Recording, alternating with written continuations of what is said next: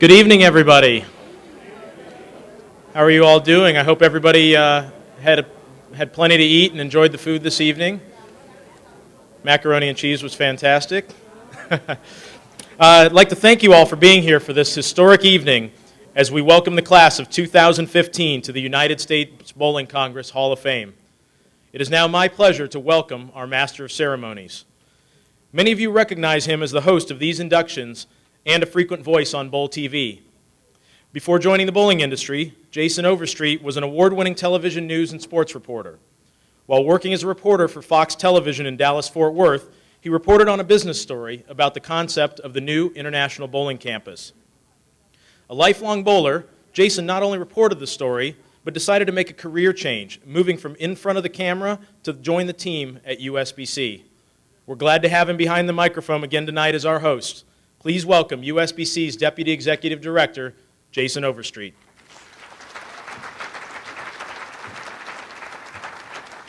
Well, thank you so much, Andrew, and it is truly a pleasure and an honor to be here with you this evening, and welcome to the 2015 USBC Hall of Fame induction ceremonies presented by Hager Clothing. It is a remarkable and historic evening, and the USBC Hall of Fame, as we all know, celebrates the individuals in our industry and in our sport who have made a lasting impact on bowling, both on the lanes and behind the scenes. Tonight, 5 extraordinary individuals will receive the highest honor that USBC can bestow. And to help welcome our new inductees this evening, we have a number of bowling legends with us, folks that have traveled from around the country to be here and mark the occasion, sharing in this special moment. So please join me in welcoming our USBC Hall of Famers in attendance this evening as they are introduced. We'd like to start with an inductee from 1983. He is the only bowler to win ABC tournament titles in 3 consecutive years. From Arlington Heights, Illinois, welcome Les Zykes.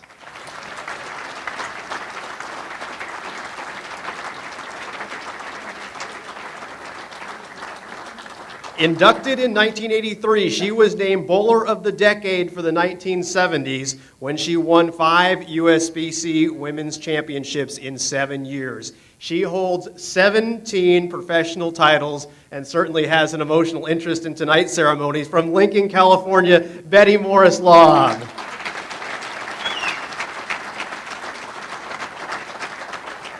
Inducted in 1988, she is a 9-time professional champion and 6-time titleist in the USBC Women's Championships, including 3 individual all-event titles from Cypress, California, Virginia Norton.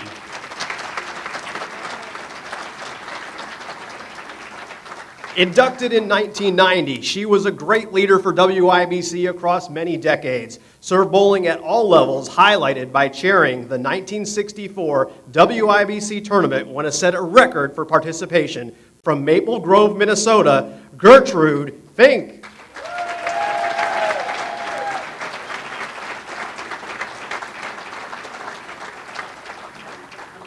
Inducted in 1994, this man won 3 Eagles at the 1974 USBC Open Championships and is a former standout with the great beer teams. Last year, he reached the epic milestone of 100,000 pins at the USBC Open Championships. From Sewanee, Georgia, Bob Hart.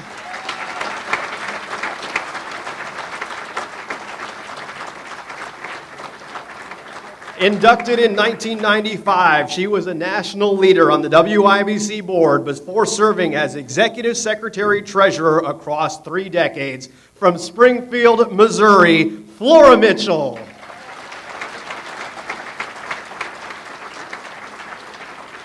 Inducted in 2000, this longtime bowling leader has served the sport for more than 3 decades at the national level. From Castro Valley, California, Elaine Hagan.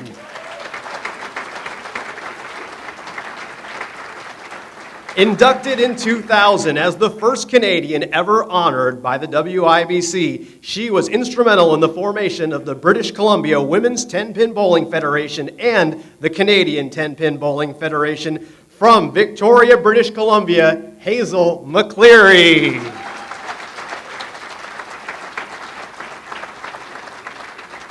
Inducted in 2001, she is a 6-time professional titleist and was the first woman to roll back-to-back certified 300 games. From Houston, Texas, Carol Norman.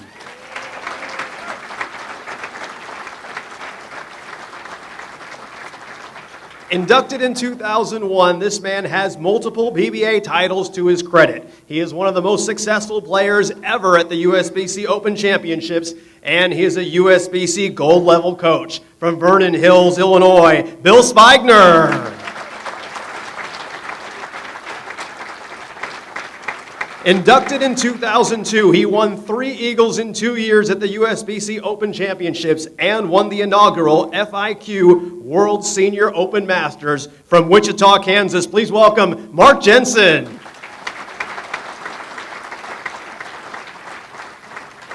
Inducted in 2004, he was a member of the famous Hamm's Beer team in the 60s and 70s with 3 Open Championships titles to his credit. While as an international competitor, he was a gold medalist at the FIQ World Championships. From Minneapolis, Minnesota, Bob Hansen.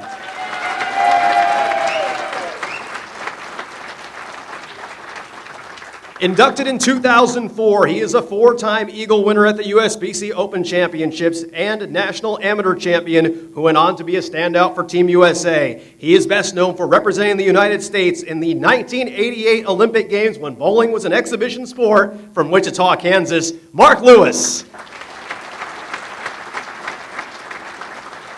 Inducted in 2005, this Hall of Famer has served leadership roles at all levels for more than 40 years. She was the last president of WIBC and the first USBC vice president. From Spring Branch, Texas, Sylvia Broyles.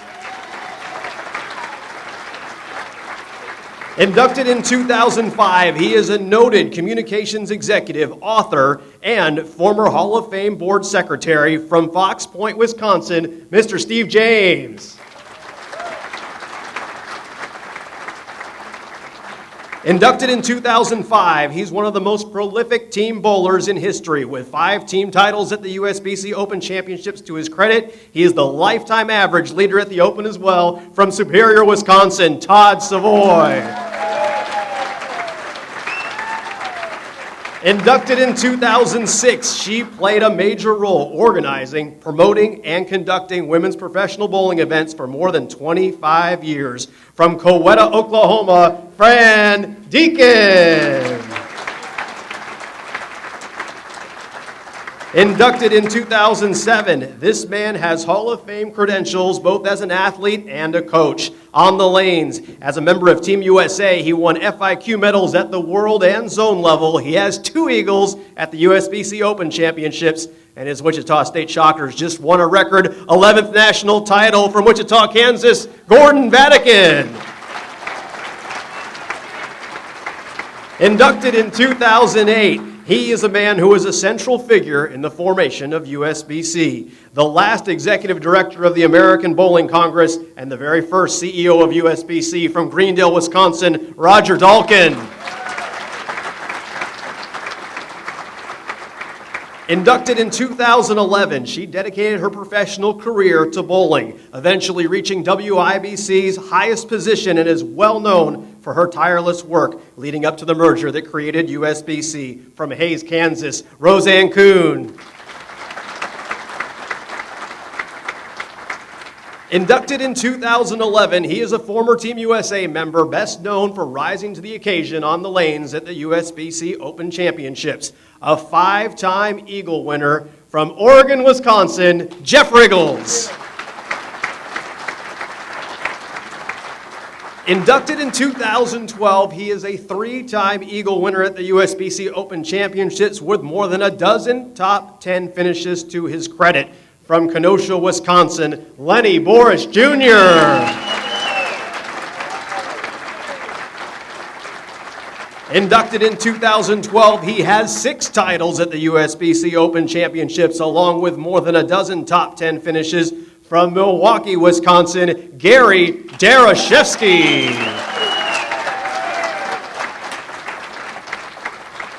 Inducted in 2013, she has served bowling across 4 decades at the local, state, and national level. One of the original members of the USBC Board of Directors and known as the sport's legal and legislative expert. From Charlotte, North Carolina, Tamara Adams.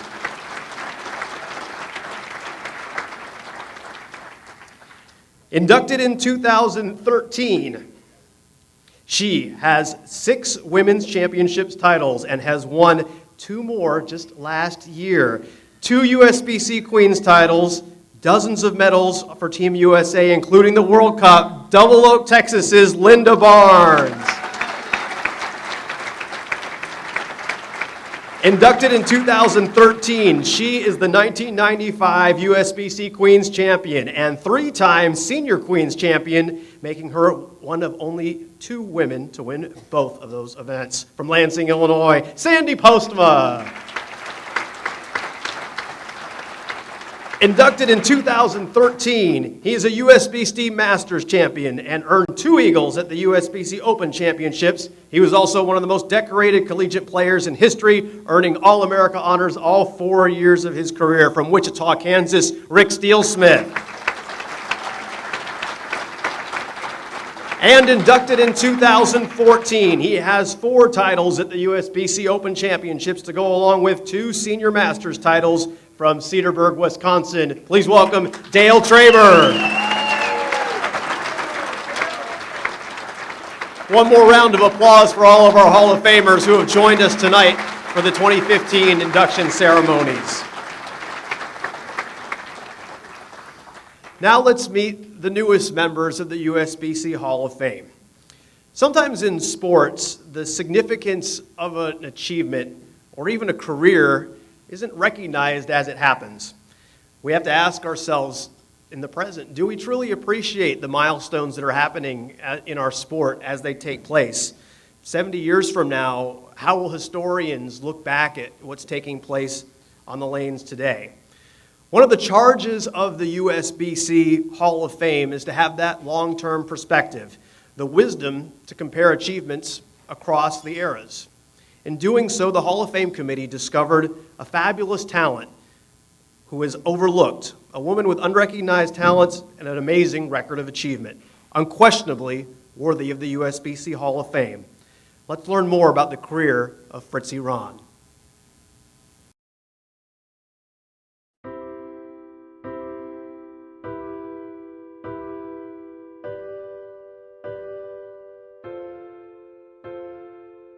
The process of inducting worthy bowlers into the Hall of Fame is sometimes an imperfect one. When Hall of Fame committee member Jean-Marc Manzione came across the name of Fritzie Rahn, he was astonished to find that a bowler with such an impressive resume had not already been enshrined. Well, we were looking for eligible women's candidates, and I just started combing the list of women's championships titleists and wondered, okay, which of these are eligible? And I was way down the list. People had maybe a title or 2, and just curious, you know. But I just on a whim, I saw that at the top of the list, there were Dorothy Miller and others with an amazing amount of titles. I think Dorothy won 9 or 10 women's championships titles. And there's Fritzie Rahn with 8. And I just looked, I'm thinking, well, of course she's in the Hall of Fame, and I'll take a look, and I wasn't finding her name.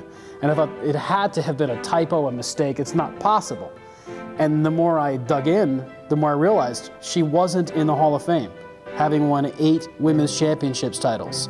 I was quite genuinely flabbergasted. I mean, I'm not saying my jaw dropped figuratively. It literally did. I couldn't believe it. Fritzie Rahn hailed from Chicago, and she captained her Alberti Jewelers team to 5 titles from 1927 to 1935. She also won an additional title with the Logan Square Buicks in 1940 and took home doubles titles in 1930 and 1934. Rahn was inducted into the Illinois Women's Bowling Association Hall of Fame in 1969 and died in 1985 at the age of 89. Whatever the reason for her omission from the USBC Hall of Fame, The induction of Fritzie Rahn is a testament to the process of recognizing the outstanding achievements of bowlers and provides validation for the career of a bowler who has deserved to be among the best of the sport for a long time. It's not a matter of Fritzie having ridden Dorothy Miller's coattails. There were years where in those doubles titles years, she was the better bowler on those teams. She won doubles titles with other partners as well, so clearly she wasn't the lowest common denominator there. She was a contributor. And so for that reason, plus the fact that she won a total of 8 women's championships titles, it seems a no-brainer to me that she's a Hall of Famer, and I'm absolutely thrilled to have been a part of the committee that made it happen so long after the fact.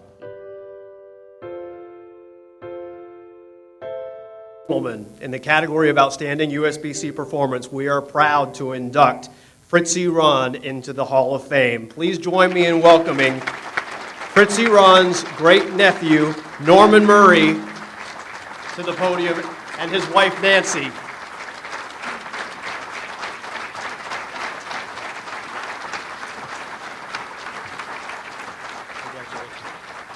Thank you. Can we get a quick photo right here? Okay. This one right here.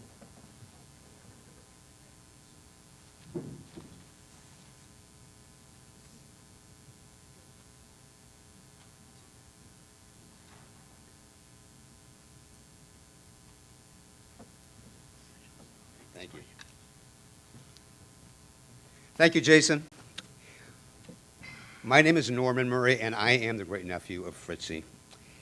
And I've prepared something tonight, and I'd like Nancy, my wife, to read it for you because she can articulate much better than I can. Thank you. I hope I can. Thank you so very much. It is a privilege to stand before such a distinguished group, and it is an absolute honor to represent the family of Fritzie Rahn. A few weeks ago, out of the clear blue, my brother-in-law Bob received an email from John Mark Manzione, editor-in-chief of Bowlers International Journal and member of the USBC Hall of Fame Committee. In part, it read, "The reason I've been researching Fritzie is that I noticed about 5 years ago that she was the 3rd all-time leading title winner in the United States Bowling Committee Congress Women's Championships, an esteemed tournament with a long, rich history. But, bafflingly, she was for some inexplicable reason not in the USBC Hall of Fame. The only 2 other bowlers to win more titles than Fritzie had already been in the Hall of Fame for more than half a century. One of them, Dorothy Miller, was a teammate of Fritzie's for many of those titles, and in several of those years, Fritzie bowled better than Dorothy. When I became a member of the USBC Hall of Fame Committee, I brought this oversight to their attention. I wish someone had done so before Fritzie passed away in 1985, so she could have known before she died that her incredible accomplishments had been recognized by the most esteemed club in the sport of bowling, the USBC Hall of Fame. Anyhow, it took 2 years, but ultimately the committee became convinced that Fritzie's exclusion from the Hall of Fame was an inexplicable oversight. She was officially elected to the USBC Hall of Fame last November. My husband Norm is one of 9 boys, all great nephews of Fritzie who all adored her. Fritzie had 2 brothers, Bill and Hugo, and 1 sister, Clara. Clara was the boys' grandmother. Clara was also an excellent bowler and played with Fritzie on the Alberti Jewelers team. Norm reflected, "It's just my opinion, but I think bowling is a timeless sport.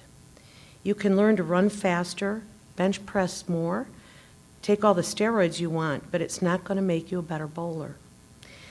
The records Fritzie would hold would be envied by any bowler, whether they're bowling today or in any era.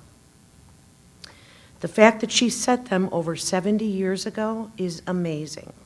She was the 3rd all-time leading title winner in the USBC Women's Championships. Her USBC championships include 8 titles. She captained the Alberti Jewelers squad to team titles in 1928, 1931, 1933, and 1935. She led the Logan Square Buicks to an additional victory in 1940. Fritzie collected 11 city championships from 1928 to 1939 to go along with 4 state wins in the 1930s. She earned a spot in the Illinois Bowling Association Hall of Fame in 1969. Fritzie bowled well into her 60s at the Idle Bowl Hour in Chicago. Norm's oldest brother, Ray, reflected, "I remember getting bowling lessons from Fritzie. She had us use little kid-sized balls that may have weighed about 4 or 5 pounds. They were about the size of softballs, maybe 15 or 16 inches in diameter. At any rate, we got pretty good at knocking down pins despite their small size. I never did get very good at bowling. Maybe I had 1 200 game in my life."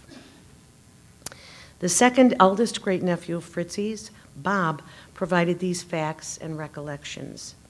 Fritzie told us that she was the first professional bowler ever to be on TV.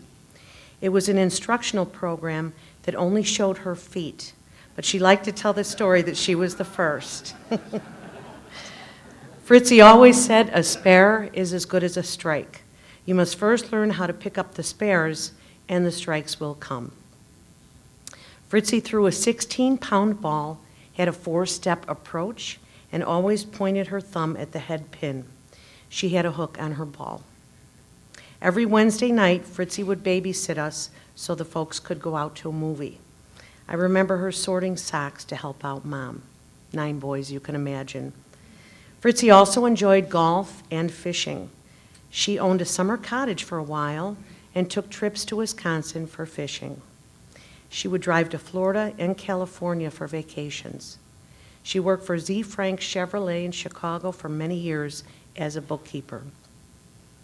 She loved baking cookies and pies and enjoyed an occasional highball of bourbon and ginger ale. She took family in during the Great Depression and helped to support them financially. She liked investing in the stock market, and she kept her cars in pristine condition. The fourth eldest great-nephew, Rich, shared his memories. "I can remember Fritzie bringing a couple of us to her bowling league every now and then in order to sell raffle tickets for the neighborhood boys club. Everyone was always so friendly. It was noisy and chaotic, and it was the most fun I ever saw adults have. Until then, I thought all adults were so serious and intense. Then Fritzie took us to the bowling alley. I remember thinking to myself, so this is how adults play."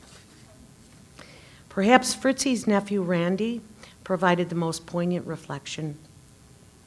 "I am one of Fritzie's 9 great-nephews, and I am now 65 years old. Fritzie's bowling fame is epic, going back many years to when we were children. Fritzie was a very important person in my and my brother's lives. She was dearly loved, more like a beloved grandmother, always babysitting, taking us on events and vacations. Part of the mystery of her leaving bowling may be her dedication to our family. She sure spent a lot of time, energy, and money on the boys.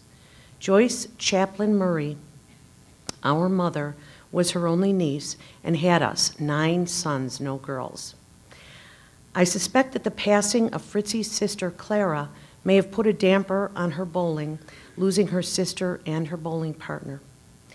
It has also been suggested that World War II was a factor, but I don't really have a good handle on the dates, and the real truth is decades gone by. I can't attest to her prowess as a bowler, but I can tell you she was a strong, tenacious person, really the matriarch of the family, although she had no children of her own. She often took us with on bowling nights, and we hung out in many bowling alleys with manual lanes then, witnessing matches, but too young to appreciate the level of talent her team possessed. We were all taught to face our wood and given a variety of bowling advice, which unfortunately never produced a champion in the family. Knowing how much she loved bowling, I chose one of her championship pins as a memento of her when she passed. It is one of my most sacred keepsakes. Maybe this will shed a little light on the mystery And you must know that you made an entire clan extremely happy with your efforts to honor our great Aunt Fritzie. You certainly brought a tear to my eye. To me, the fact that she is being recognized 30 years after her passing, almost to the day, is truly epic. Whatever the case, the family of Fritzie Rahn would like to thank everyone who was involved in bestowing this honor to her. To the family, she was much more than a bowler. She was their beloved Aunt Fritzie. Thank you so much.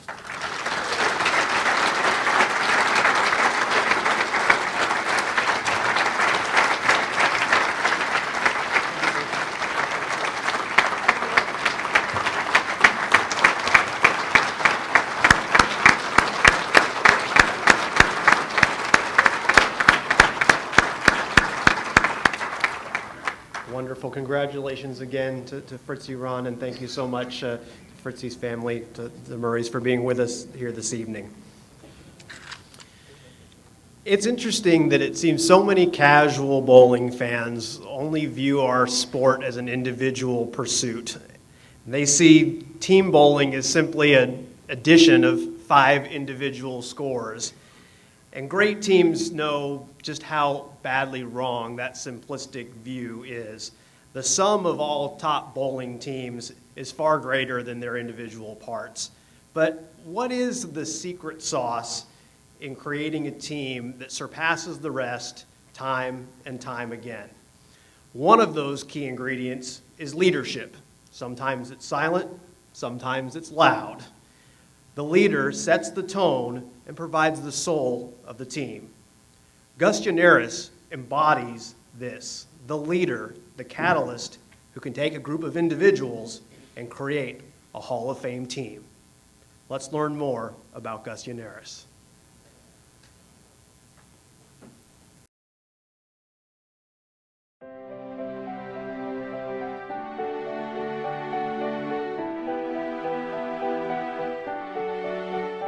The mastermind behind one of the greatest teams in USBC Open Championships history is a 57-year-old spark plug by the name of Gus Yannaras. Let's just put it this way, I'm probably the most exuberant out of the team. The story behind how the team was assembled is an interesting one. Well, I was bowling with Lenny Borsch at the time, and we talked and decided I wanted to get a powerhouse team, which included Dale and Gary, and at the time was Stephen Brinkman, but everybody was bowling with their friends. On good teams, but not so-called creme de la creme, and these guys were. So I decided, I was going to try a little roost, and I went to Dale Traber first, and I told him Gary's committed, that Steve committed, and Lenny committed. And he says, okay, I'll give it a year. We were bowling, and I was going to stay with the same guys for the rest of my life. And Gus had this idea to put like a super team together, and I'm sure some of the other guys mentioned the same thing. He kind of told everybody we were already bowling with each other, and that's how he got us together. So he spearheaded this whole Linz thing. The team first came together for the popular Brunswick World Team Challenge events, which they won twice. Like that. Get it done. How's that for 3 in a row for Linz Limited? Well, they have gotten themselves right. Not only was Yannaras the team's founder, but he's also been its heart and soul, providing both energy and wisdom from the all-important leadoff position. If I'm bowling good, I generate a little more enthusiasm with the other 4 behind me. If I'm not, I try not to get too down too quick, only because I see the other 4 guys, and if they have a shot, I know my role. In fact, everybody knows their role. It's a rarity that you have 5 guys that are going to bowl good all the time at every tournament. So somebody is going to have a subpar day, and that person can't affect the other 4. The team's success carried over to the USBC Open Championships, where they won their first Eagle as a team in 2000, and another pair in 2009. The title we won, where we won team and team all events in 2009, actually was probably the closest, because 4 of us had to double in the 10th, and we did. And there were a couple of regional players a few lanes down that were in the hunt also. So you could hear, them cheer, and then all of a sudden we would be cheering, and it got back and forth, and it turned out we ended up winning, I believe, by 18 pins or less than 2 marks. But that was exciting. You want to see 10 guys pumped up between two teams. It was pretty exciting. Yannaras' induction into the USBC Hall of Fame makes him the fourth player on his formidable Linz Limited team to have earned the prestigious honor. I think that Gus has put so much into the game. He's been around for a long time. His passion is just incredible. And, you know, for the amount of work he's put in, time he's put in, the amount of things he's bowled in, and as well as he's bowled for as long as he's been around, I think it's a well-deserved thing. What it meant to me is just filled a void that, you know, because being in and the rest of your guys not being in, you know, and you kind of owe it to them. I know I owe it to them that I'm in, you know, so see Gus get in there and us four have been together for a long time, and I'm sure Ryan will get in soon. It means everything to me. It really does. It feels just like going in again, you know, so I'm really excited for him. I know he's really excited about it.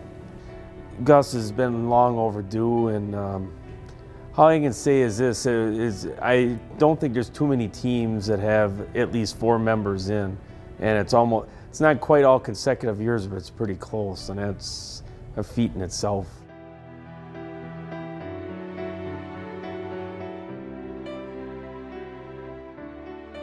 Ladies and gentlemen, in the category of Outstanding USBC Performance from Waukesha, Wisconsin, please join us in welcoming Gus Yannaras into the USBC Hall of Fame.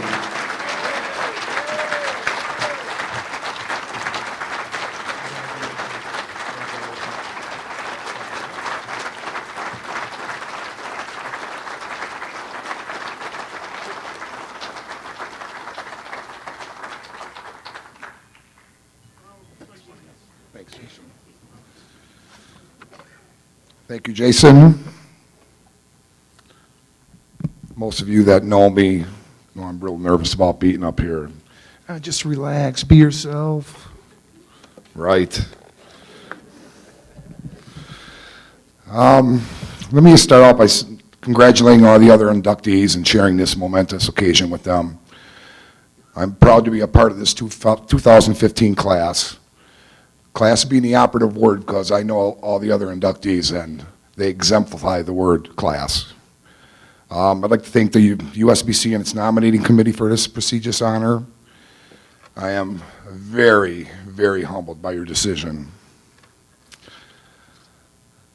Though this day may be the most important day in my bowling life, I can truthfully say that it's not about me tonight. I'm here because of the unselfish acts of people close to me who've made this possible for me to achieve this honor. Nobody, and I mean nobody,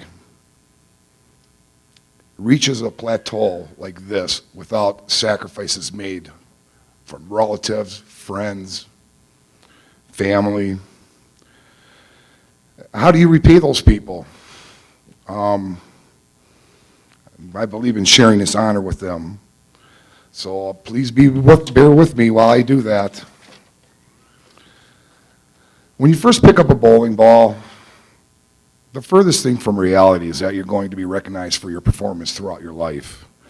I never had a textbook game, a game that would produce, you know, colorful pins flying around, and I just had a real competitive nature in me. My passion and dedication propelled me to where I am today. But again, not without help. I'd like to start with the gentleman who I consider not only my teammates but my friends, also the guys that got me here. Table number 9, I can't thank you enough. Ryan Lever. Ryan Lever is our steady Eddie on the team. He brings a great work ethic and is always prepared. Never too up or never too down. When we compete, he brings his blue-collar attitude in his lunchbox every event. Of all of us, he's Mr. Dependable.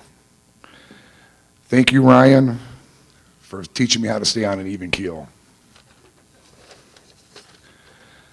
Then there's my doubles partner, Gary Dereshevsky, who probably is the most versatile on our team. I've seen Gary compete from multiple angles on the lanes with different releases and still score and win. I'm truly amazed that he has won with plastic, urethane, and resin throughout his career. Not too many people can say they've done that. Winning the doubles in 1989 was my first open title with Gary, so I was able to witness this firsthand. His skill set was unbelievable. I knew at the time getting this team together, he had to be a part of us. Gary, thank you for teaching me how to play what the lanes give you and just make consistent quality shots. I appreciate it, buddy. Dale Traver. Competing with Dale throughout the years, I knew from the start his unmatched will to win. Just stepping on the lanes with him breeds a certain confidence that we all feed from. His mantra is, second place is first loser. He honestly believes that, and he's instilled that in us. And that's not to take away from the competition. He just believes that first place, that's what you go for, and that's what the ultimate goal is. Dale, thank you for teaching me when going for the brass ring to use two hands, not just one.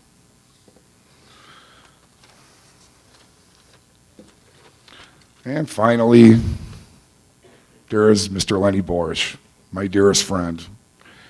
He's the rock of our team, the most consistent of all of us. Lenny's a wolf in sheep's clothing. You would never think looking at him that he has that killer instinct on the lanes.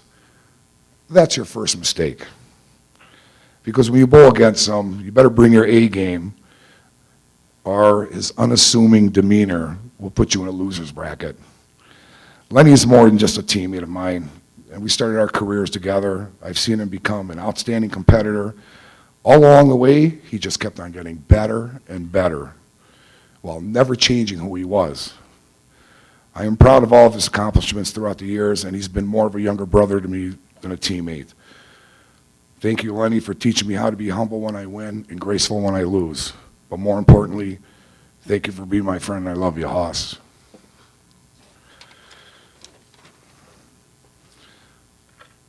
Sponsorships have always been a part of the team, and individual bowling as far back as I can remember. When Jeff and Jan Lynn agreed to sponsor us, we were extremely grateful. 20 years later, and we still feel honored to be a part of that Lynn's family. He was able to witness firsthand our years of accomplishments as a team and individuals.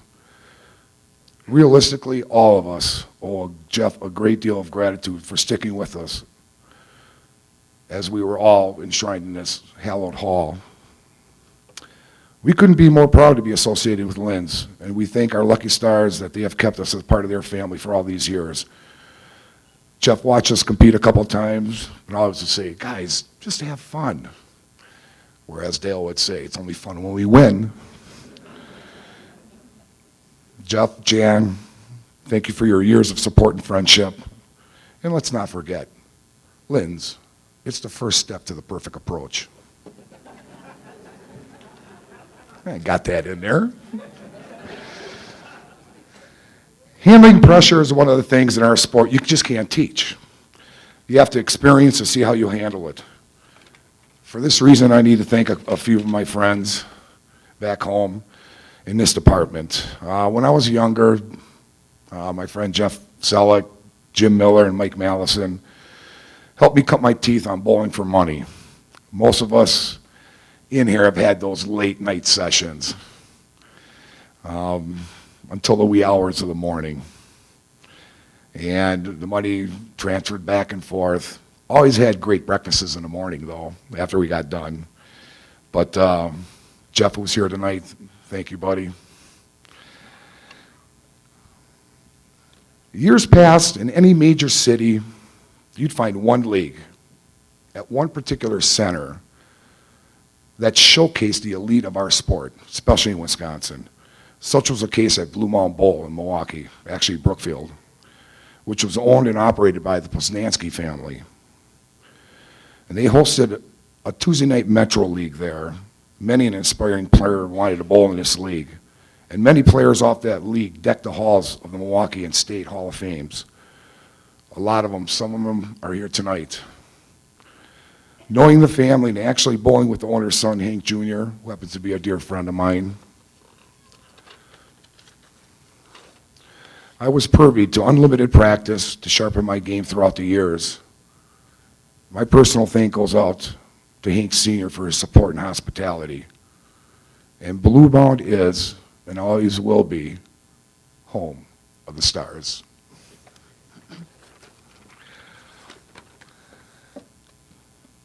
Repeating shots is critical in our sport. You certainly can't do it without a proper fit.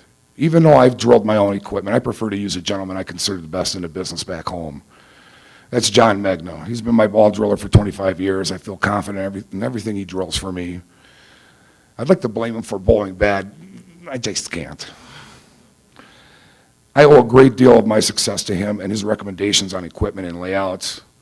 Being a formidable competitor in our state for years, he knows you can't outperform bad ball reaction and a fit. So, John, thank you for your friendship.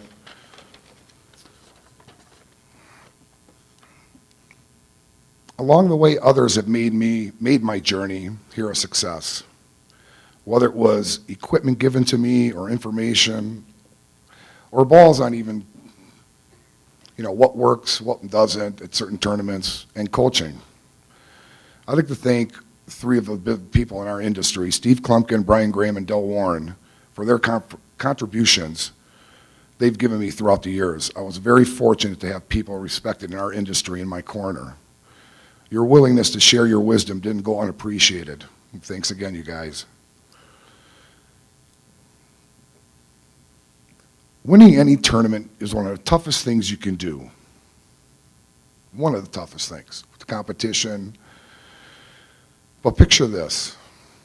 You're 15 and 13 years old, and you leave your family behind to travel across an ocean in a boat for 13 days to a country you've never been to a language you didn't even understand or speak, to relatives you've never even met before. All just to leave to get a better life. That's tough, but that's exactly what my parents did. They met, eventually married, and they had 3 sons. The youngest standing before you. I knew this was going to happen. Hey, Barb, I went past 30 seconds.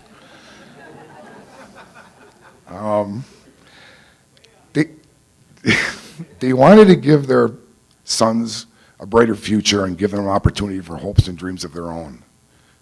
That unselfish act was instilled in my brothers, Lou and Jim, as they also sacrificed part of their lives to make sure the one member fulfilled his dream.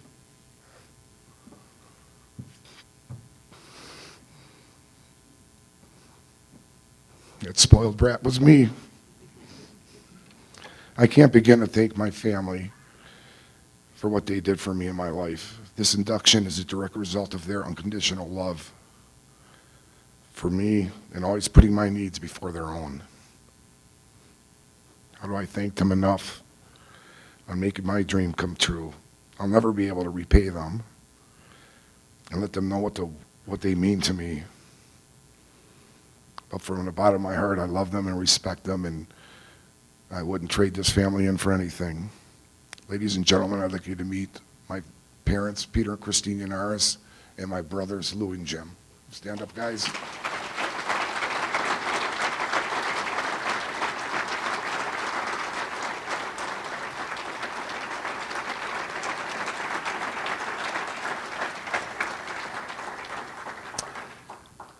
Like I said earlier, carrying all 3 to win a title is one of the toughest things a bowler can do.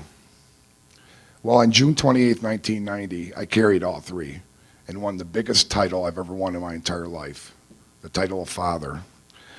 That's the day my triplet sons were born, Matthew, Andrew, and Christopher.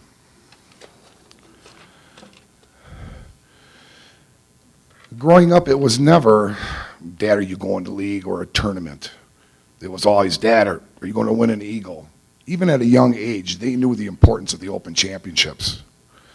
No matter how I performed, I always was welcomed back with smiles. It made the bad outings a little bit more forgettable. However, I do remember the days when they used to take my equipment out to the van. Now I can't even get them to take out the garbage. And see, I'm looking at him now. I can tell, geez, Dad, thanks. You're embarrassing me. It's my job. It's called payback. Seriously, my sons have been instrumental in my later part of my bowling career. And they showed me the sport, even coming home empty-handed. They've inspired me to strive for my best and be more patient, not only in bowling, but in life. I can only hope you're as proud of me as I am of you guys. Ladies and gentlemen, my sons, Matthew and Christopher.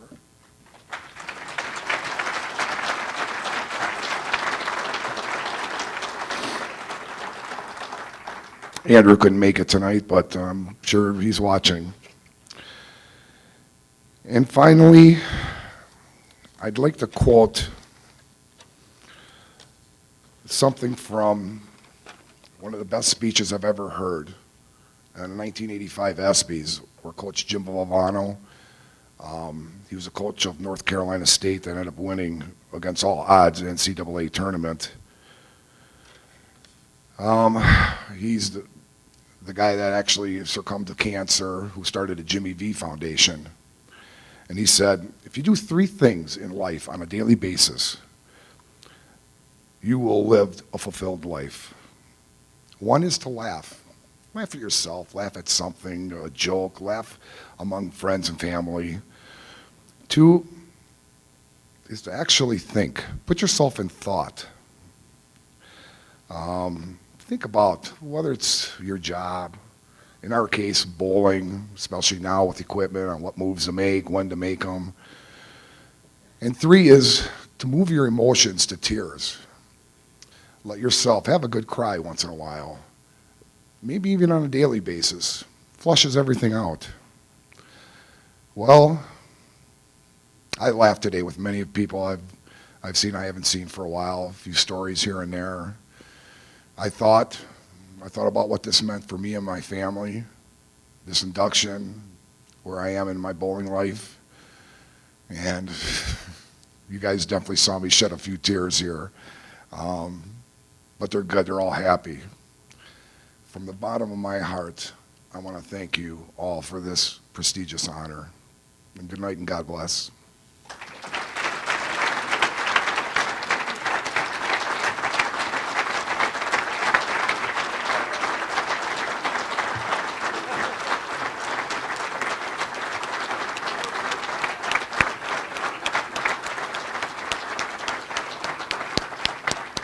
Congratulations again to Gus Yannaras.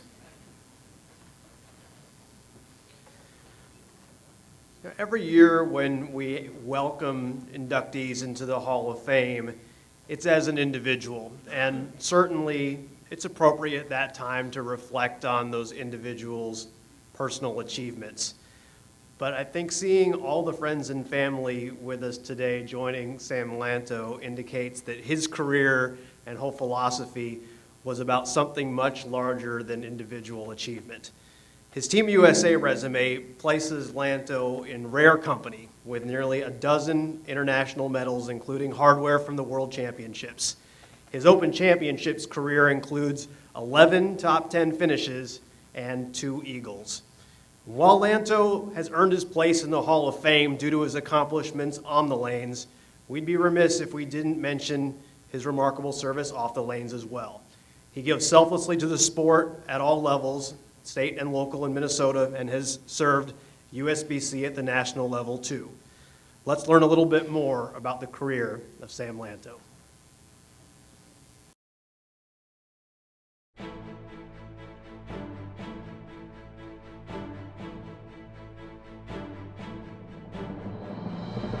For a man possessing such a wealth of individual accomplishments in the sport of bowling, Sam Lantto is the quintessential team player. I've had the good fortune of bowling with very good bowlers over the course of my career. Teammates that help me adapt and adopt to the conditions. Yeah, I have that talent, but if anybody thinks they can do it in a vacuum, you've got a thing coming. You're not going to do it in a vacuum. You can't do it on yourself. As a 3-time Team USA member, frequent medalist in international competition, and one of the leaders on the USBC Open Championships lifetime average list, Lantto far prefers the accolades he's earned as a member of his Linz Lakers team out of Minnesota. Yes, I was on Team USA. Yes, I bowled in the AMF World Cup.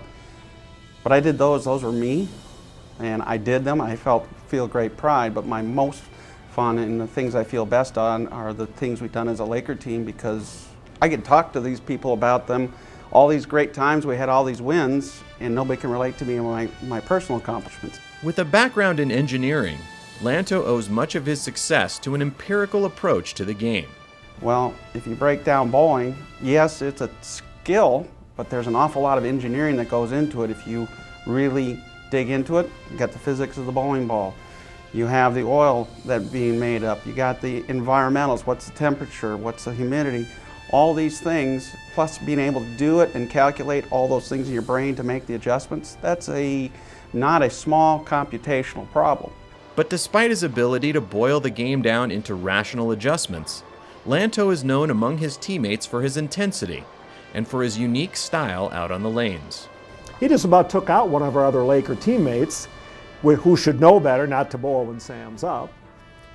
When Sam suddenly was flailing, his arm was going this way, he's about to hit the guy in the head. In fact, in that rule, or in that league, we have a rule that's one lane courtesy. And then it says right in the rule, except when Sam's up, a minimum 3 for insurance purposes.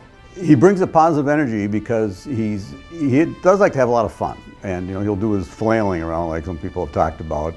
But he started out as an anchor bowler on our team, and then we had a lot of good players on our team, so a lot of them were anchor bowlers. We needed somebody to bowl first, and that really helped us because he'd be able to read the lanes. He would throw the ball, repeat shots, a lot, all the time, so we know how the ball reacted. And he had a good knack of being able to tell us about how, okay, I threw the ball here, did this, try this one. And he helped me a lot too by just, okay, you should pick up this ball and throw it here and do whatever. So he really fit in that way, kept us loose a lot, jumping around on the lane, always had a smile on his face, and he always bowled well.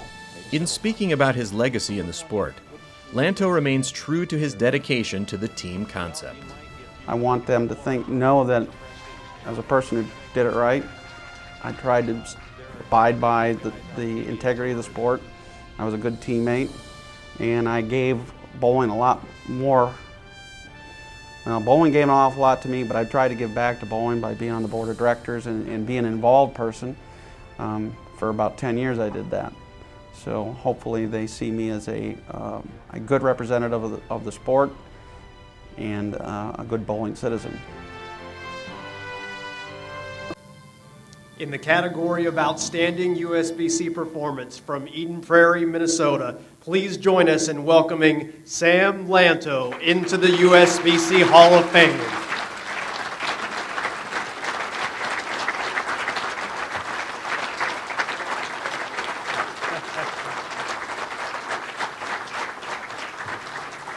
The train has arrived. That's right. We'll go right here again. Okay.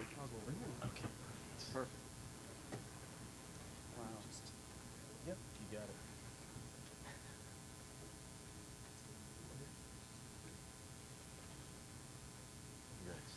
Thank you. What do I do with that?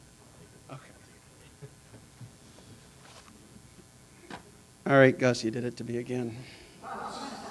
You got the first one in the 10th. You ran back and got your team all wild up here, and now I have to follow you as a leadoff here. I've seen this before. You're right. You have to laugh a lot because it's the only way you can lead off a team. I'm looking at a piece of paper here, and I can't see what I'm looking at. So first thing, thank you. Good evening, everybody. Thank you for coming to the Hall of Fame. This is a speech that I've been thinking about for about 3 months, but I really didn't put down into paper until the wild one against this last weekend, and I had a lot of motivation. I want to thank the USBC Hall of Fame committee. They have a very, very tough job. There are so many qualified players out there, and to be able to be elevated and be distinguished enough to be selected, that takes a lot of hard work and looking at details. I also want to congratulate the rest of the inductees because I know know them and also been watching them for years. Larry, I remember watching you on Saturdays back when I was growing up. Your style and your technique were inspiration to me because it proved that you didn't have to be strong and powerful to win at this game, to beat the best, to beat Marshall Holman and beat those people. It was about will and skill. Gus, your energy is second to none. Your passion, your skills are an inspiration to many people, and I'm proud to be a part of the Linz stable with you over the last 20 years. I've been a part of the Linz stable for 26, and I think you have been around the same, and so it's been my privilege to be a part of that family. Liz, I had the privilege to witness you bowling for part of your career as being on Team USA. Your accomplishments speak for themselves. I don't have to tell everybody about them, but you know what? You serve as more than an inspiration to bowlers in general. You're an inspiration to young women everywhere. You're a shining role model for girls everywhere. You embody the golden rule Fred told us. The rule is, there are no rules. I have a few things I want to share about myself that probably not many people know. It's how I got here to the podium. As a competitor, we sort of have a rule. You live in the moment. You can't look back. You can't look too far forward. You just have to deal with the situation as it is. You bowl a tournament. Once it's done, you move on to the next. You're always looking to the next one after that one's done. Now that I have some gray hair, a receding hairline, and a much larger waistline than I had in some of those videos that you saw just a few minutes ago, I've had an opportunity to reflect back on some of the accomplishments that I've had. I know growing up, I wanted to do something and be somebody. I wanted to be good at something. I was good at bowling. I found that out, and I went after it with a passion. How did I do? That's for other people to determine, but in this day of 24-hour TV and cable TV and sportscasters, they're always analyzing the litany of statistics and titles that a person's had to come up with their athletes' bona fides, their credentials. That's very objective. That's not something that says anything about the person. I wanted to figure out, what did I do as a person? What did I do? What are my subjective goals, and how did I measure up? My answer came to me this last weekend. My cousin called me, practicing for the national tournament that I'm going from here down to El Paso and getting one of my last workouts in before packing them all up in the trailer and heading to El Paso. He called me. We're in a fantasy football league, or a fantasy baseball league together. We're discussing our picks and who we're going to drop and who we're going to pick up. You know, just normal stuff. He and I have been playing wiffle ball together in the backyard and running around farms and just doing everything together, just like energetic kids do. Officially, he and I are cousins, but you know what? There's some people and some relatives you get closer to, or even people that aren't relatives that are considered your brother. He's my brother. He called, we talked, and he was just getting ready to hang up, I thought. And he stopped and he said, he saw that video. I thought he was going to hang up, but he didn't hang up, he just stopped. It's because he couldn't talk anymore, because he was choking up and saying, you know what?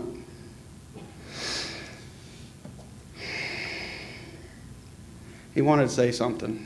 He said, I'm proud of you, and I love you. This is somebody I've known all my life. He hasn't been around my bowling all my life, other than just here and there. That was validation enough for me to know that I've done the right thing. My life has been blessed with many gifts, people, family, and friends, some of whom I'll recognize here in a little bit. But I've also been blessed with some talent to get to this point. You don't do it without getting something. And for me, it was eye-hand coordination. I think everybody here who's been honored has been blessed with some sort of eye-hand coordination. What's going to be different here is how it was developed. I learned how to pitch in baseball. I love to pitch. I didn't throw the hardest, so you're not going to attract any talent that way, but I learned how to spin a ball and make it do different things. Interesting. Spin a ball one way and it does one thing, spin a ball another way and it does another thing. That's interesting. Couple that with me watching bowling in the basement bowling center of the Bonn American MC Club in Germany back in the 70s. I had a lot of time to kill after bowling, or after school, I'm sorry. And I'd watch these bowlers and I'd see this ball hook, and it's like, how do they do that? I wasn't old enough. I was 8, 9 years old, and you know, you're not going to be able to make a ball hook when you're that young. Can't do the rotation, and guess what? There was no USBC eligibility for until you were 12 years old, if my memory serves me right. So I was left to my own devices there. I had to figure out what they were doing. How did they do this? But when you're 8, 9 years old in the 70s, what do you have at your disposal to go learn how to do this? I had an advantage. My parents had a pool table. I love making those balls hook from the right gutter, basically the right bumper, and hitting that second dot in the middle of the pool table. I threw thousands of balls, thousands. I don't think ever one stayed on the table, but nothing broke. I do not remember anything broke. For those who don't know, the best pool tables out there have slate beds, meaning the top is very heavy, it's perfectly flat, and it'll stand up to everything. Ball landing on it's not going to leave a chip, sort of like our new plastic lanes, our synthetic lanes today. We didn't have one of those. We had a wood base table. Anybody remember what heads looked like on lanes after about 2 years without cutting them with a lane resurfacer? Moonscape. That's what this table had. There was no flat, straight roll on the right edge of that pool table when I got done with it. You couldn't play a straight shot. Dad, you can't put me in purgatory now. You can't suspend me. You can't put me anywhere, but I hate to break the news to you. That table had a bad warp to it, and it had bad table roll. That's a small price that you had to pay for me to learn how to play the gutter. I also learned, much to my mother's chagrin, that I had a personal trait called persistency. I didn't take no for an answer for nothing. Any challenge that came up, I'd find a way around it. A real early example of that is the first time my parents told me I couldn't have that bowling ball I wanted. It's not the answer I wanted. There was this beautiful LT48 with 2 sets of plug holes in it that I wanted, and I was going to get it. I proved them wrong, and I made them know that I did it because I went and got a big old coffee can, put in a nice piece of tape, and put it all the way around the coffee can that said LT48 Saving Fund in big black marker, and put it right next to my bedstand. I got that ball in about 2 or 3 weeks, and that was my savings. Persistency. That's just one example. My mom can tell you many, many more. I was a difficult child.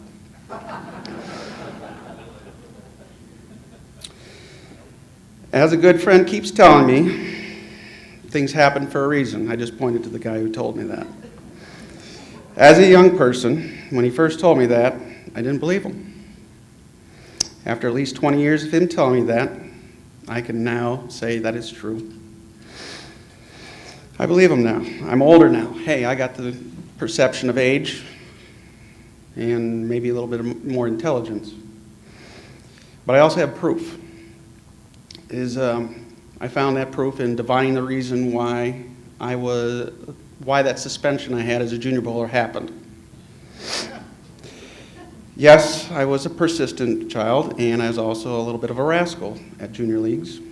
I was suspended at a bowling center for bouncing a basketball in the locker room, and I was told I wasn't going to be allowed to bowl for 2 weeks. Well, as I've told you, I won't take no for an answer, and I went and started up the next week at another bowling center. That's where all my friends were. It is a family-owned 24-lane bowling center called Cheektowaga Lanes in St. Louis Park, Minnesota, which is where I graduated high school. It is at that place that my bowling and personal life came together and became my foundation for the next 20 years. This is a place where a wealth of bowling knowledge was shared with me. I developed the most lasting relationships in my life, found my wife, and gained my second family. When I hear the theme song to the sitcom Cheers, this is the place I think of. It is my home. It's where everybody knows my name. I walk in there and they all know me. That was the meaning behind the suspension, and it surely happened for a reason. There was a well-written article also in the Bowler's Journal last month about Gus and I. Frankly, I don't know about you, Gus. What did I call you, Bus? It made me blush. I don't know about you. I don't like the limelight. I don't search it. I just do my thing, and if good things happen, that's great. There was one, I don't want to say it's a misprint, but one thing that was overlooked. I have my family had an impact on my life, but only part of my family was mentioned in that article. My two brothers, being boys, we had a lot of time together, but there was also, my sisters had a big impact on my life as well. I am the youngest by 5 years, so that means pretty easy for you to figure out that I'm an oops. My mom says I'm a good oops.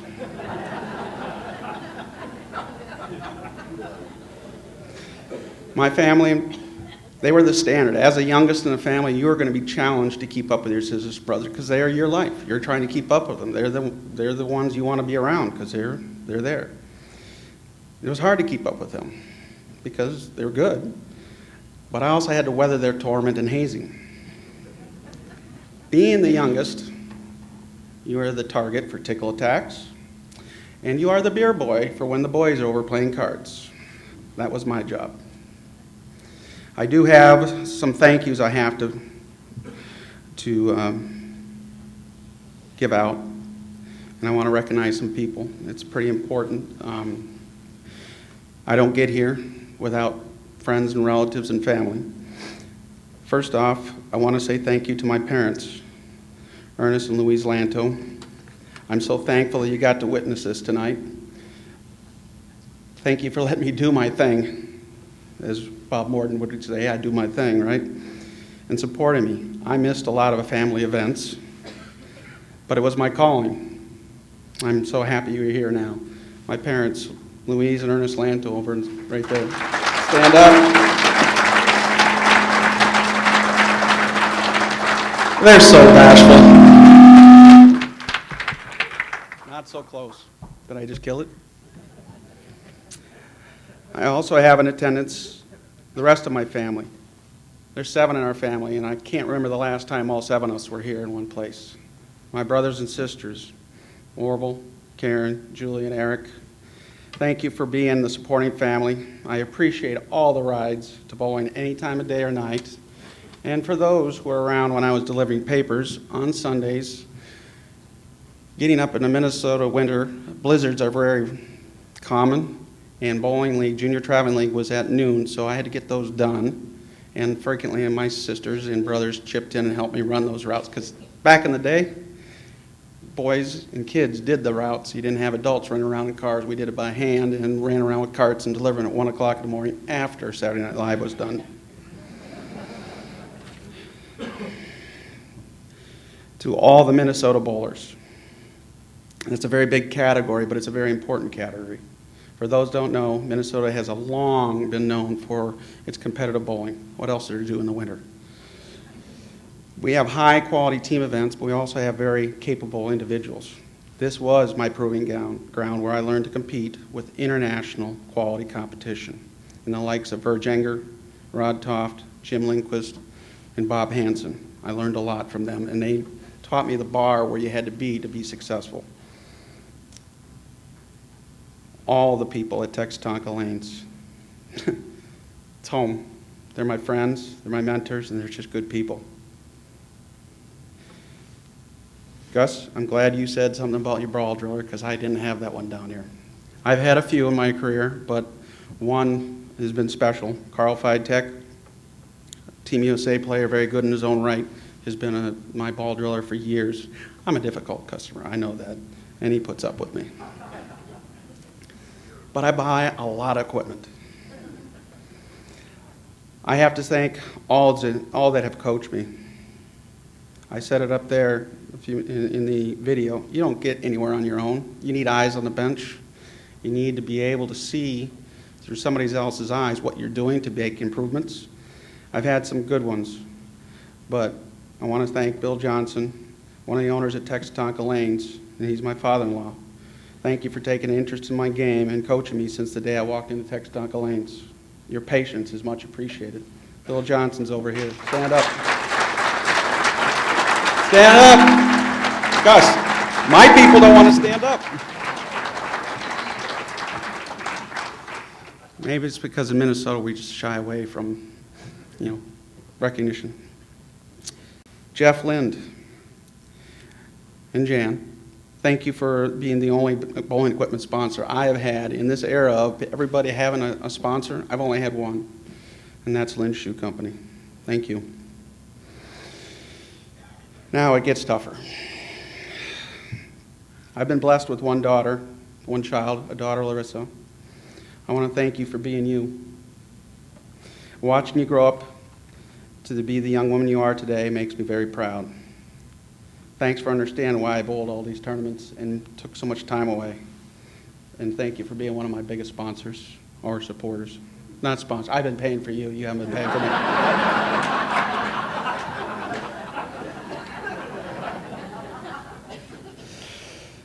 Last but not least, to my wife, Debbie, and best friend. We met so many years ago in junior leagues, but it seems just like yesterday. Time flies. Your passion, love for the sport, and love for me helped drive me during my low times. And God knows, with all my medical troubles, I've had a lot of low times. Thank you. Debbie and Larissa, please stand up. Be recognized.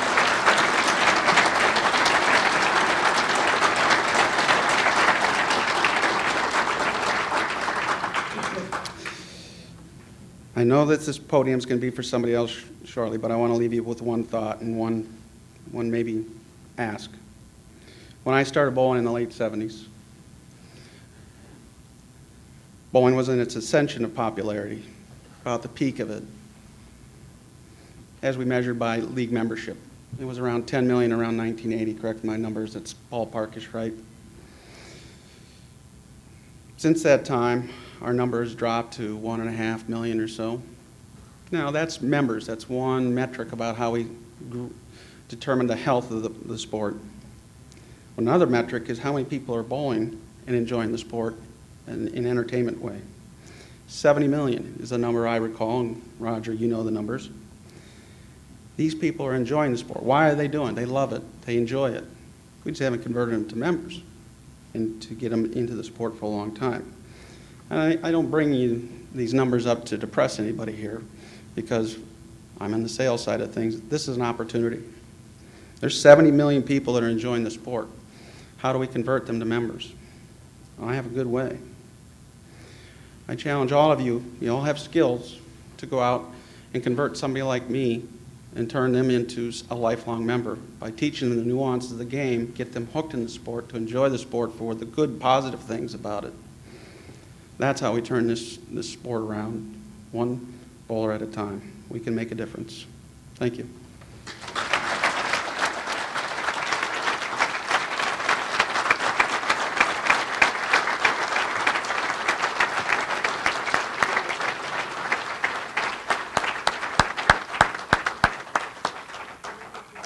Congratulations again to Sam Lantto.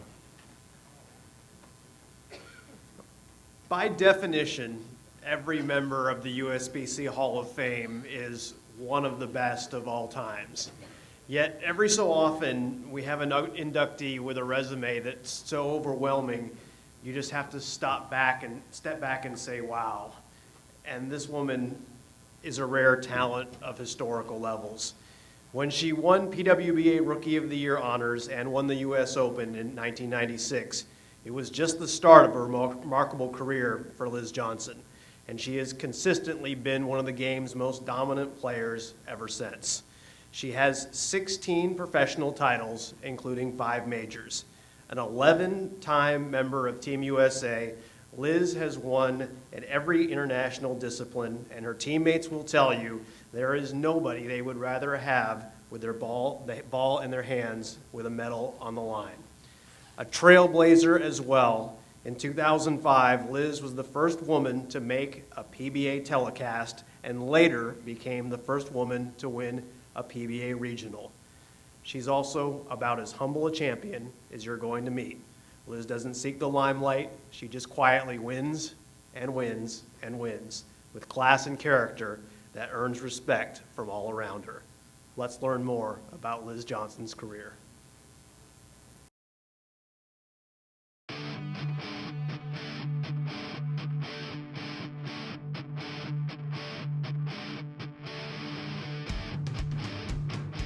How many bowlers can legitimately garner consideration as the greatest woman bowler of all time?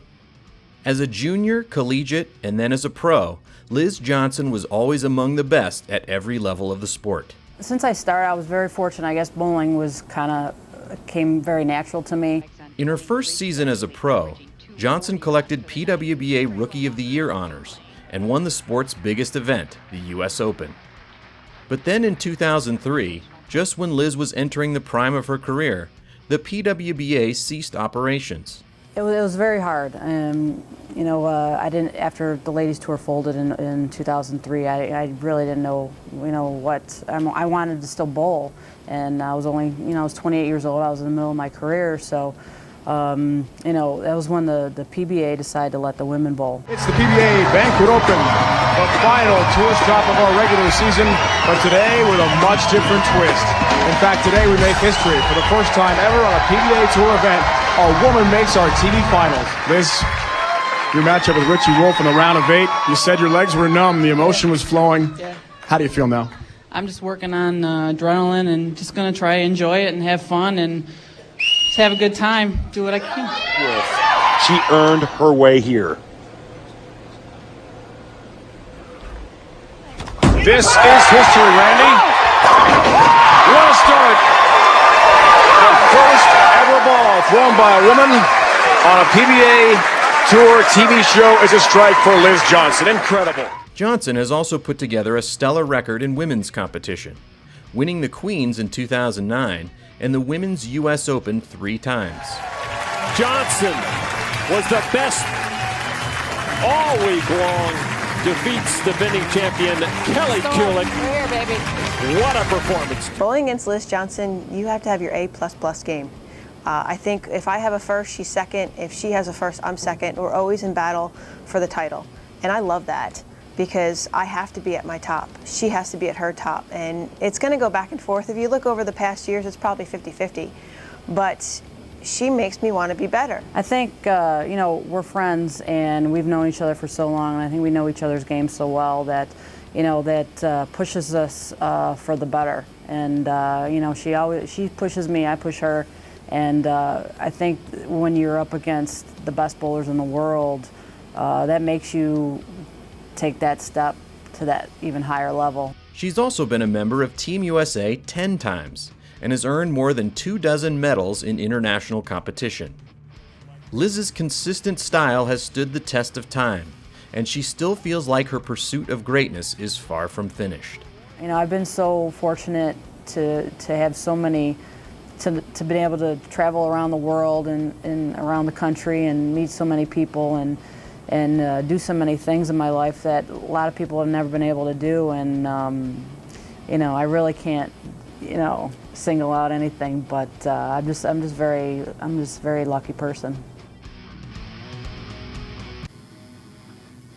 In the category of superior performance from Cheektowaga, New York, please join us in welcoming Liz Johnson into the USBC Hall of Fame.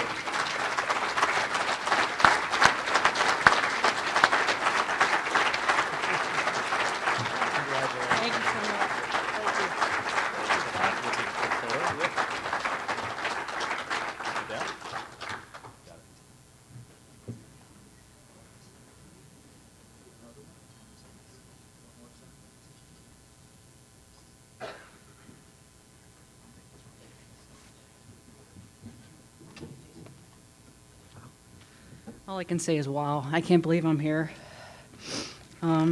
Congratulations to all the inductees. It's been such a whirlwind. Thank you. Thank you to all for being here tonight. It's been such a humbling honor to receive this induction award amongst my friends, my family, my teammates, and my fans. When I first began bowling about 35 years ago, had you asked me what I wanted to do when I grew up, and I would have told you I wanted to be a nurse like my mom. It was not until I grew slightly older that in my teens that I dreamed of becoming a professional bowler growing up. I watched professional women bowlers such as Leanne Barrett, Robin Romeo, Nikki G, Carol Norman, Leah Sill, and Donna Adamek. Little did I know, almost 35 years later, 35 years ago, that one day my dreams would come true. Here's a little bit of background about me for those who don't know me very well. I grew up in the town of Niagara, a small village outside the city of Niagara Falls. I graduated from Niagara Wheatfield in 1992, and I'm the youngest of 3 children, to my parents, Conrad and Karen. I have an older sister, Teresa, and an older brother, Mike. I have 3 nieces and nephews, 3 nieces and 4 nephews, and many aunts, uncles, and cousins all around the country. I live in Cheektowaga, New York, where I hardly ever am home to see my cats, who are also my children. I could have not gotten to where I'm at right now with the amazing people that have been a part of my life over the last 20 years. First and foremost, I'd like to thank that someone who is no longer with us, my childhood coach, Ron Mort. Ron taught me the basics to the game, helped me develop my straight game, which has made me the old school style athlete that I am known for today. Coach Mort used to put cones down the lane on the 5th board at the 40-foot mark. He challenged me to throw the ball around the cones, and I tirelessly practiced until I achieved what I had set out to learn.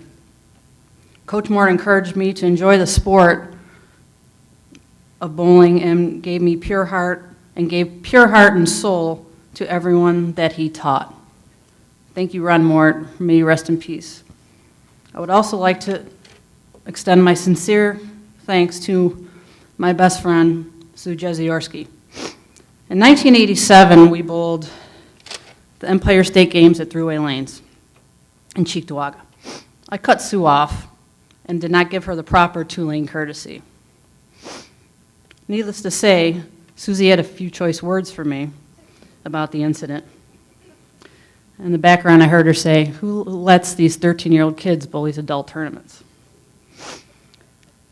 I had bowled, about 6 years later, I bowled a summer sweeper in Buffalo, and once again I crossed next to Sue. I asked her to coach me and to help me with my game. She turned me away and said I wasn't good enough. All in all, Susie became my coach, my teammate, and most importantly, my best friend. Susie is always there for me. If I need a ball drilled or have to be on a plane in an hour, she will lay out a ball of the specs in just minutes. If I was having problems with my timing or footing, Susie was there to help me through my problems. I would especially like to thank Susie and her daughter Robin for being here tonight to see me with this at this incredible event. Thank you, Susie, for your heartfelt honesty and loyalty to me as my best friend. Over the past years, there have been challenges in the sport of bowling, in addition to all of the rewarding times as well. From day one, for me, bowling was about having fun. The prize, the money, the trophies, the hardware for home were just extra add-ons. Being able to bowl and compete with the best bowlers in the world has instilled confidence and motivation in me that could not be extracted from anywhere else. When the professional women's tour ceased operations many years ago, one of the challenges I faced was what was next. I knew that competing with the men was the only way at the time to stay on track and keep my mind focused.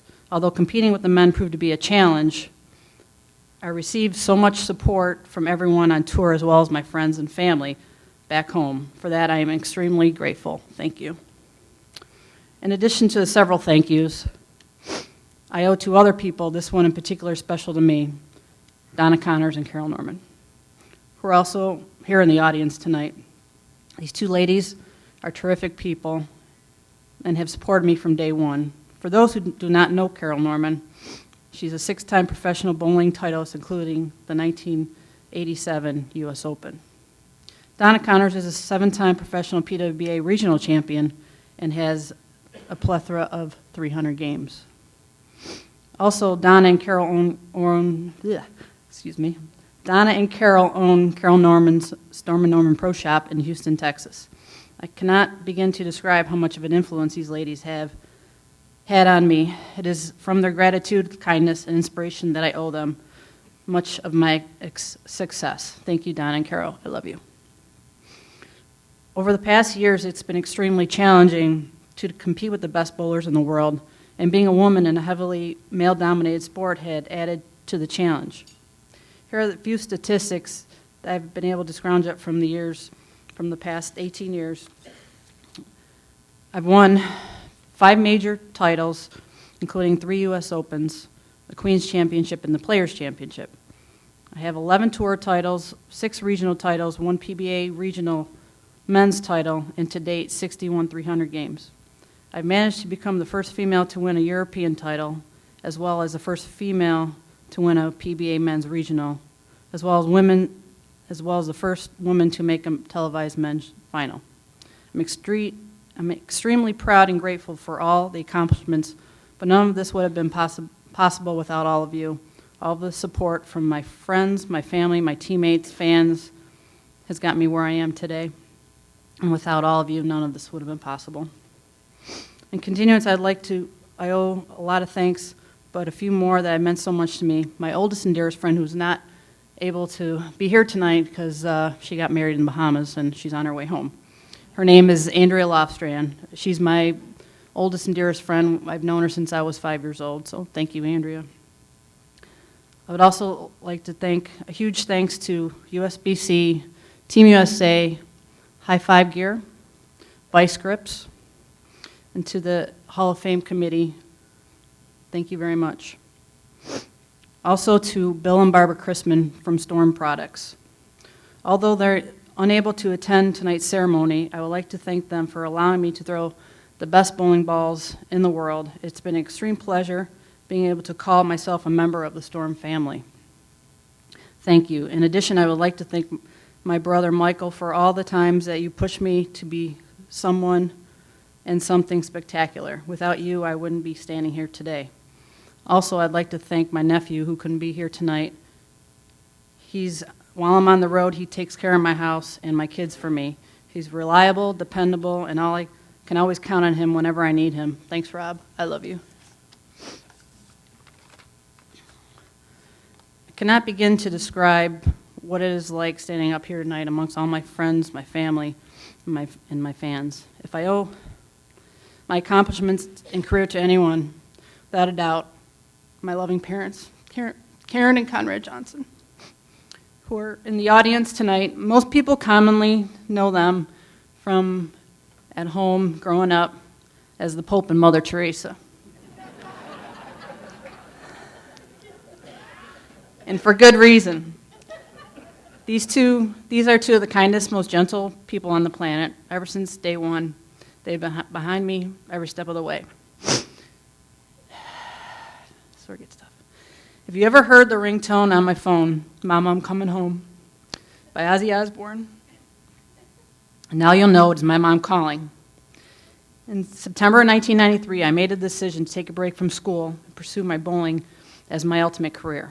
In all honesty, I was terrified from what my parents were going to say or think about me leaving school. As I traveled home from Morehead State that evening, that song came on the radio.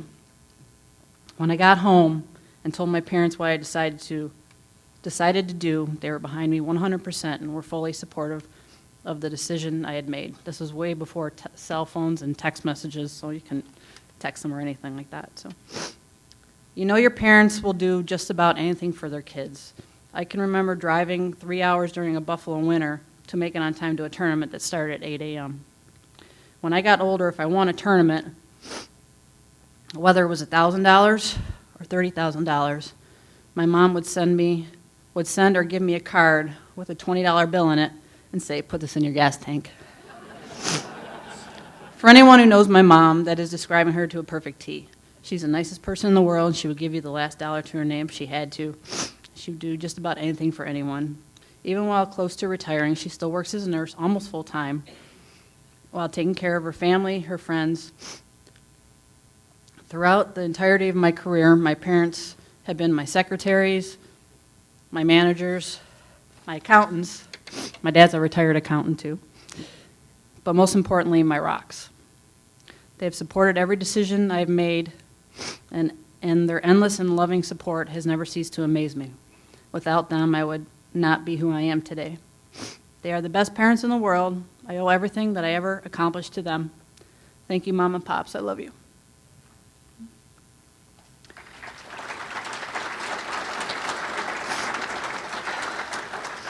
When I began bowling many years ago, I never in a million years thought I'd be standing in front of all of you today,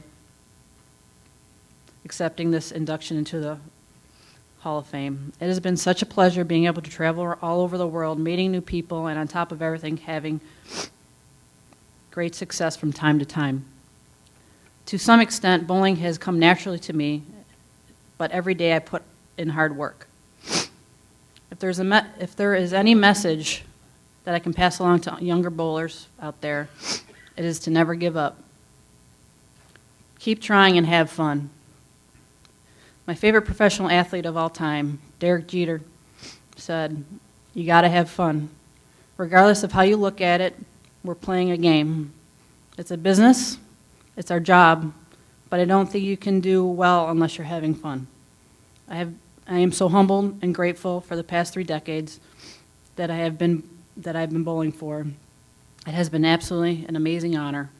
Being able to do what I love what I do, and in the end, making a career of it. It has simply been a dream come true. And do not think this is the end of my bowling career. This is just the beginning. Mark my words. You will see more of me. I guarantee it. Thank you all for being here tonight, and thank you everyone who has made this opportunity possible. Thank you.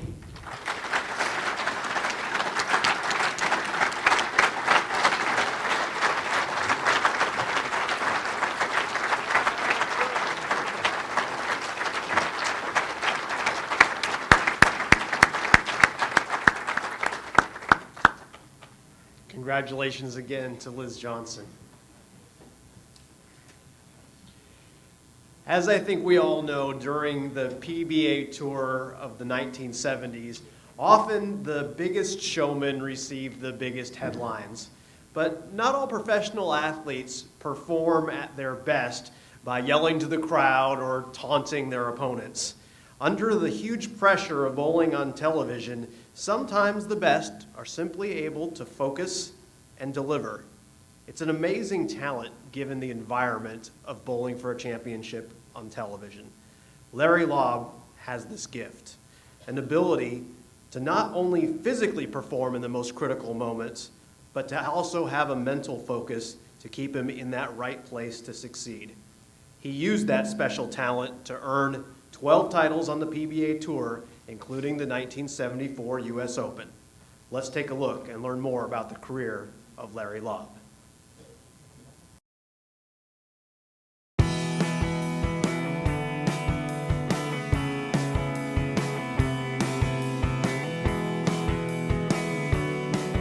Larry Laub is known by his friends and a legion of bowling fans by the nickname the Lobster.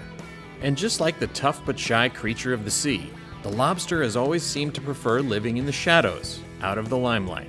You know, I really wanted to bowl good, but I don't want to be standing in where everybody's, I'm in the center of things. I'd rather be in the background something. But I still, my goal being known and a good bowler, you still got the drive for that, but I don't like to be out in front of crowds and all that kind of stuff, But despite his preference for peace and quiet, Laub made his mark on the sport during a time when pro bowling's popularity was at its peak, assembling a Hall of Fame caliber career against the likes of bowling legends like Dick Weber, Don Johnson, Earl Anthony, and Mark Roth. He's up in that pocket again. Larry Laub with a tremendous effort. Laub earned 12 career PBA Tour titles, And his best year on tour was the year he battled with Earl Anthony for PBA Player of the Year honors in 1974, ultimately finishing runner-up for the award. Yeah, I won 3 tournaments in the first 7. And I made I think 9 TV shows out of 14. Laub's accomplishments have been honored in numerous ways, including induction into the PBA Hall of Fame in 1985, as well as being named one of the 50 greatest players in PBA history back in 2008. Well, that was fun. There was a lot of good bowlers there. It seemed like it was really good competition. I know I had to bowl good to beat them all the time.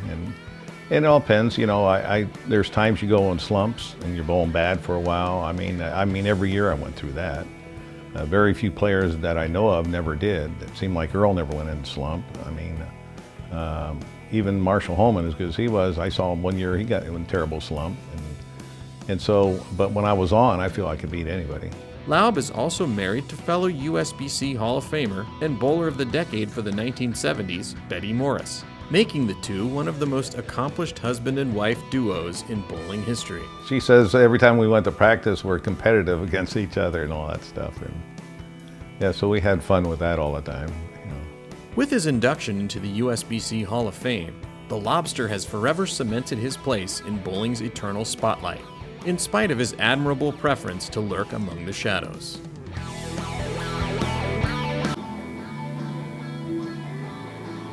In the category of superior performance from Lincoln, California, please join us in welcoming Larry Laub into the USBC Hall of Fame.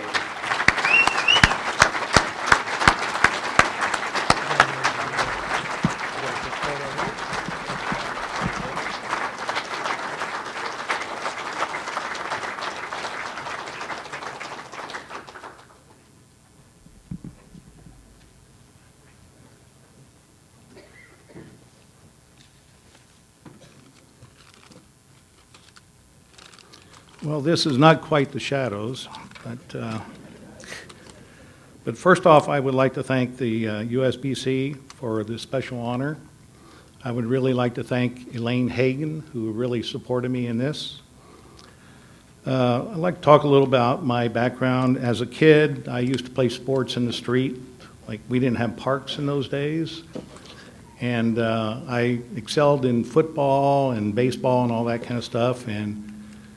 And so my goal was to be a quarterback. My father took me to 49er games in San Francisco where I grew up.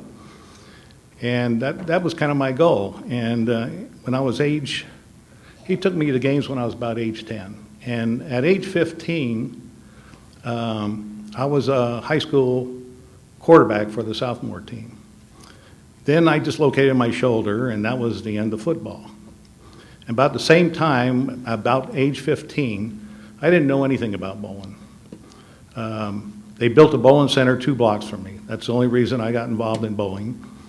And started bowling there. The first year I got in the junior league, I averaged 150, which I thought was okay. And I remember bowling my first 200 game. I had my arm in a sling when it was dislocated. I used to dislocate it quite a bit. And from that point on, I had my first 200 game. I felt like I wanted to be a pro bowler. That was my new goal in life. At age 18, I averaged 190, and age 19, I was on the tour. But it was kind of like a rough life on that. But getting back to the bowling center in San Francisco, L&L Castle Lanes, they had a great junior program. Matter of fact, in 1974, they had 3 members on the first American team, all-American teams, were in the junior program. There was Vesma Grinfield, Pat Costello, and myself. That was quite a deal, 3 people out of the 10 in the country. And then after that, I started trying to go on the bowling tour.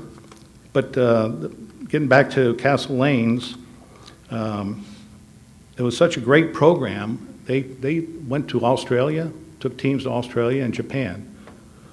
Unfortunately, I was already out of the juniors, so I didn't get to go on that trip. But a real interesting part of this story is my father was a 190 average bowler in the 1940s, and I never even knew it. He never talked about it or anything. He also was the horseshoe champion of San Francisco for 1 year. I saw all this in his scrapbooks years later. And So he never really helped me with bowling. It was just kind of funny how I got into bowling. And I'm part of a bowling family, I guess. But a few other things there. He had a bad accident in a sawmill where he was cut. And so he had to quit bowling way before I started. So he never really talked about it. It was kind of weird how all that happened. But being on the pro tour, I had a very rough start. 63, I had a group of sponsors that put me out there for 8 tournaments. And the 7th tournament, I finally cashed. They're getting real worried. So I made $200 for last spot in the money. The next week, I was 3rd at the showboat. And I lost, I was 3rd. I missed winning by 50 pins to Dick Weber. And that 150 game, second to last game, really hurt. So then all of a sudden in 65, I had a sponsor. 64, I couldn't get a sponsor. Didn't go out on tour then. 65, I bowled real well at the All-Star qualifying and won a trip to the All-Star. And then bowling there, I slipped a disc in my back. And I was out for the rest of the year. And so I was out for that year. And then 66, I bowled with my contract that the sponsor had. And I bowled pretty good. I made money finally. I said I could probably make it out here on the tour. And then 67, after 4 tournaments, the contract was up. I was in Denver, and he promised to keep sponsoring me, and all of a sudden he said, no, I'm not sponsoring you anymore. So I had a real tough decision, 67. Either to continue bowling or just go home. Basically, I was bowling pretty good. I felt like I was bowling pretty good, so I continued on. And that was a pretty neat story. I cashed here and there, kind of got extra money to keep going. And Tim Harahan was traveling with me, and we made a little pact. If either one of us win a tournament, we'll sponsor the other guy for the rest of the tour. And he happened to win one. So that let me keep continuing for that tour and all that stuff. Then I went in the summer of 67. I bowled a couple summer tours, and then I got in an accident that burned my hand, and I was out for another year and a half. In 69, they had a Pacific Coast Bowlers in Los Angeles, Champions Tournament, and I won that by 300. And Tim Harahan talked to his sponsor and got me to be a sponsor, have him my sponsor. And I've been on the tour ever since then until I retired in 83. So, there's a couple little things about that, it just you keep trying, you never give up. Never give up your dreams, and I kept on going. So that's about it. Thank you.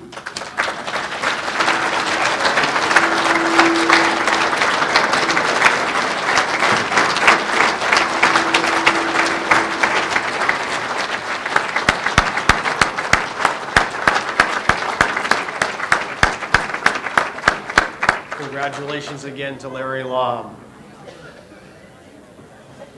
Ladies and gentlemen, what an evening it's been. Fabulous stories, fabulous inductees, and that concludes our 2015 USBC Hall of Fame induction ceremonies. Let's have another round of applause for our inductees.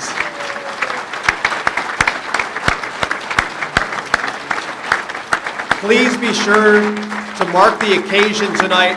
Our inductees will be available for autographs at a table outside of the room following.